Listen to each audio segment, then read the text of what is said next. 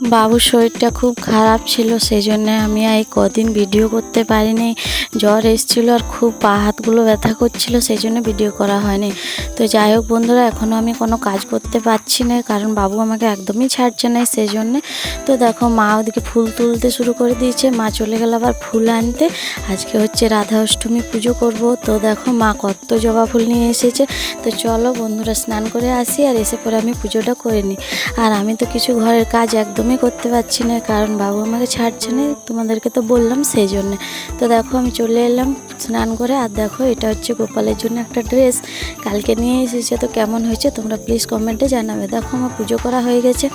আর দেখো সব ফুল দিয়ে কি সুন্দরভাবে আমি ঠাকুরগুলোকে সব সাজিয়েছি। আর এটা হচ্ছে আমার রাধা মাধবের একটা ছোট্ট মতন মূর্তি। তো যাই হোক, যতটুকু পেরেছি পুজো করেছি, কারণ বাবু মানে কি বলবো, খুবই জ্বালাচ্ছে, সেই জন্য বাবুর শরীরটা ঠিক নেই। তো বন্ধুরা, আজকের মিনি ব্লগটা এখানেই শেষ করছি।